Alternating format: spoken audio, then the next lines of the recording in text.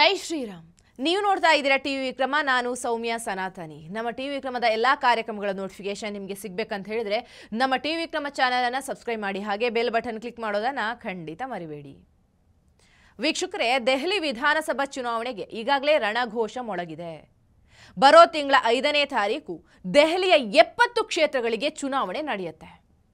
ಈಗಾಗಲೇ ಆಮ್ ಆದ್ಮಿ ಪಕ್ಷದ ಆಡಳಿತ ವಿರೋಧಿ ಅಲೆಯಲ್ಲಿ ಮಿಂದೆದ್ದಿರುವಂತಹ ದೆಹಲಿಯ ಜನ ಬರುವ ತಿಂಗಳ ಹೊತ್ತಿಗೆ ದೆಹಲಿಯಲ್ಲಿ ಯಾವ ಪಕ್ಷಕ್ಕೆ ಮಣೆ ಹಾಕ್ತಾರೆ ಅನ್ನೋದು ಕುತೂಹಲ. ದೇಶದ ರಾಜಧಾನಿ ಆಗಿರುವಂತಹ ಕಾರಣಕ್ಕೆ ದೆಹಲಿ ಚುನಾವಣೆ ಒಂದಷ್ಟು ಕಾತರಕ್ಕೆ ಕಾರಣ ಆಗಿರೋದು ನಿಮಗೆಲ್ಲ ಗೊತ್ತೇ ಇದೆ. ಫೆಬ್ರವರಿ 8ರಂದು ಫಲಿತಾಂಶ ಹೊರಬೀಳುತ್ತೆ. ಕಳೆದ ಬಾರಿಯಂತೆ ಈ ಬಾರಿ ಕೂಡ ಚುನಾವಣೆಯಲ್ಲಿ ತ್ರಿಕೋನ ಸಂಘರ್ಷ ಅಂತ ಮಾಧ್ಯಮಗಳು ಹೇಳ್ತಾ ಇದೆ. ಆದರೂ 2 ಚುನಾವಣೆಯಲ್ಲಿ ಕಾಂಗ್ರೆಸ್ ಪ್ರದರ್ಶನ ಇಲ್ಲಿ ಶೂನ್ಯ. ಇಷ್ಟು ದಿನ ಲೋಕಸಭಾ ಚುನಾವಣೆಯಲ್ಲಿ ಆಪ್ ಹಾಗೂ ಕಾಂಗ್ರೆಸ್ ಮೈತ್ರಿ ಅಂತ ಇದ್ದು, ಆದರೆ ದೆಹಲಿ ಎಲೆಕ್ಷನ್ ಬರ್ತಾ ಬರ್ತಾ ಮೈತ್ರಿ ಅನ್ನೋದು ಅಪವಿತ್ರ ಮೈತ್ರಿ ಅನ್ನೋ ತರಹ ಆಗಿದೆ. ಕಳೆದ 2 ಚುನಾವಣೆಯಲ್ಲಿ ಕಳಪೆ ಪ್ರದರ್ಶನ ನೀಡಿದಂಥ ಬಿಜೆಪಿ ಈ ಸಲ ಅಧಿಕಾರಕ್ಕೆ ಬರುತ್ತೆ ಅಂತ ಎಲ್ಲಾ ಸಮೀಕ್ಷೆಗಳು ಹೇಳ್ತಾ ಇದೆ. ಒಂದು ವಿಷಯ ಇಲ್ಲಿ ನಾವು ಗಮನಿಸಲೇಬೇಕಾಗತ್ತೆ. ಕಳೆದ 2 ವಿಧಾನಸಭಾ ಚುನಾವಣೆಯಲ್ಲಿ ಬಿಜೆಪಿ ಕಳಪೆ ಪ್ರದರ್ಶನ ನೀಡಿತು. ಆದರೆ ಆಶ್ಚರ್ಯಕರ ರೀತಿಯಲ್ಲಿ ಲೋಕಸಭೆಯಲ್ಲಿ ಅದು ದೆಹಲಿಯ ಅಷ್ಟೂ ಸೀಟ್ಗಳನ್ನು 2014ರಿಂದ ಗೆಲ್ತಾ ಬಂದಿದೆ. ಅಂದರೆ ಕ್ಲೀನ್ ಸ್ವೀಪ್. 7ಕ್ಕೆ 7 ಸೀಟ್ ದೆಹಲಿಯ ಜನ ಲೋಕಸಭೆಗೆ ಬಿಜೆಪಿ ಅಭ್ಯರ್ಥಿಗಳನ್ನು ಆಯ್ಕೆ ಮಾಡಿ ಕಳಿಸ್ತಾ ಇದ್ದಾರೆ. ಈ ಬಾರಿ ವಿಧಾನಸಭೆ ಎಲೆಕ್ಷನ್ ಬಹಳ ಜಿದ್ದಾಜಿದ್ದಿಯಲ್ಲಿ ಪ್ರಾರಂಭ ಆಗಿದೆ. ಈ ಮಧ್ಯೆ ಬಿಜೆಪಿಯ ವಕ್ತಾರೆ ಫೈರ್ ಬ್ರ್ಯಾಂಡ್ ನಾಯಕಿ ನೂಪುರ್ ಶರ್ಮಾ ಅವರು ದೆಹಲಿಯ ಅಖಾಡಕ್ಕೆ ಎಂಟ್ರಿ ಕೊಡ್ತಾರೆ ಅನ್ನೋ ಸುದ್ದಿ ಎದ್ದಿದೆ. ನೂಪುರ್ ಶರ್ಮಾ ಅಂದ್ರೆ ಯಾರಿಗೆ ಗೊತ್ತಿಲ್ಲ ಹೇಳಿ.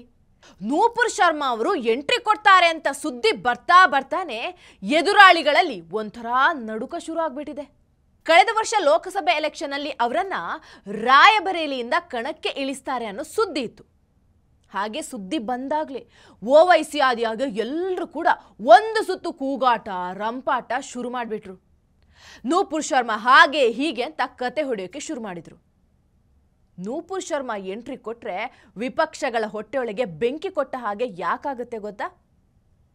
ಯಾಕಂದ್ರೆ ಪ್ರವಾದಿ ಮೊಹಮ್ಮದ್ ಬಗ್ಗೆ ನೂಪುರ್ ಶರ್ಮಾ ಅವರು ಹೇಳಿಕೆ ಕೊಟ್ಟ ಪ್ರಕರಣದಲ್ಲಿ ಅವರ ಪರವಾಗಿ ಅದೆಂಥ ಅಲೆ ಎದ್ದಿತ್ತು ಅನ್ನೋದು ಇಡೀ ದೇಶಕ್ಕೆ ಗೊತ್ತಿದೆ.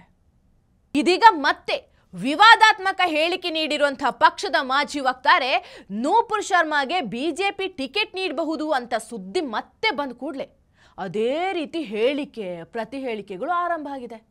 ನೂಪುರ್ ಅವರ ಚುನಾವಣೆಯ ಸ್ಪರ್ಧೆ ಕುರಿತು ಅಂತಿಮ ನಿರ್ಧಾರವನ್ನು ಕೇಂದ್ರ ಚುನಾವಣಾ ಸಮಿತಿ ಇನ್ನಷ್ಟೇ ತಗೊಳ್ಳಿಕ್ಕೆ ಬಾಕಿ ಇದೆ. ಅಷ್ಟರಲ್ಲೇ ವಿಪಕ್ಷಗಳ ಹಾರಾಟ ಹೋರಾಟಗಳು ಶುರು ಆಗ್ಬಿಟ್ಟಿದೆ.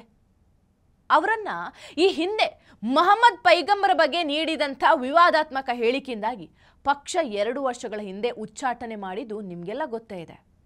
ಅವತ್ತು ಸಾಮಾಜಿಕ ಜಾಲತಾಣದಲ್ಲಿ ಅವರ ಹೆಸರಿನಲ್ಲಿ ನಡೆದಂಥ ಪ್ರಚಾರ ಹೇಗಿತ್ತು, ಹಾಗೆಯೇ ಅವರ ಉಚ್ಚಾಟನೆಯ ನಂತರದ ದಿನದಲ್ಲಿ ಅದು ಯಾವ ರೀತಿ ಜನಪರ ಅಲೆ ನೂಪುರ್ ಶರ್ಮಾ ಅವರ ಬಗ್ಗೆ ವ್ಯಕ್ತ ಆಯಿತು ಅನ್ನೋದು ನಮಗೆಲ್ಲ ಗೊತ್ತೇ ಇದೆ.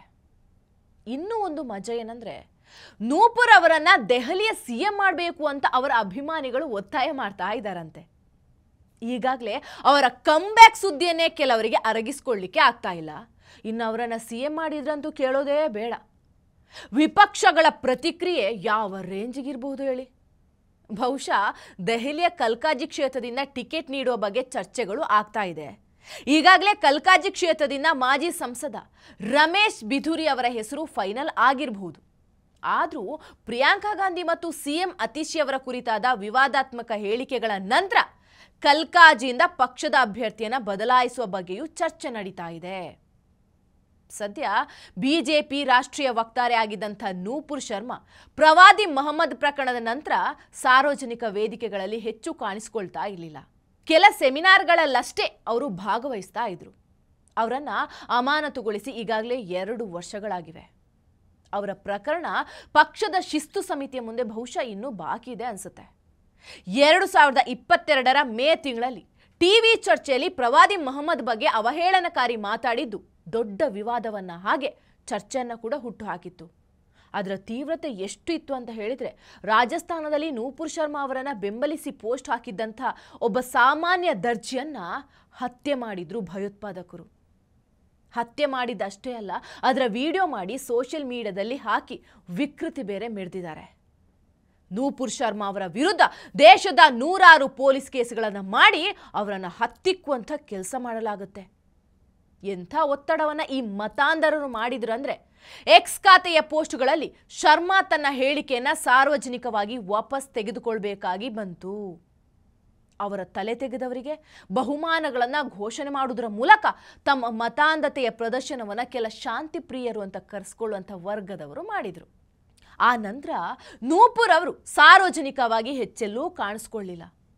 ಕಳೆದ ವರ್ಷದ ಜನವರಿಯಲ್ಲಿ ಅಯೋಧ್ಯೆಯ ರಾಮ ಮಂದಿರದಲ್ಲಿ ಪ್ರಾಣ ಪ್ರತಿಷ್ಠಾ ಸಮಯದಲ್ಲಿ ನಡೆದಂಥ ಒಂದು ಮೆರವಣಿಗೆಯಲ್ಲಷ್ಟೇ ಅವರು ಸಾರ್ವಜನಿಕವಾಗಿ ಕಾಣಿಸ್ಕೊಂಡ್ರು. ಅದಾದ ನಂತರ ಶರ್ಮಾ ಅವರ ಹೆಸರು ದೆಹಲಿ ಚುನಾವಣೆಯಲ್ಲಿ ಮತ್ತೆ ಮುನ್ನೆಲೆಗೆ ಬಂದಿದೆ.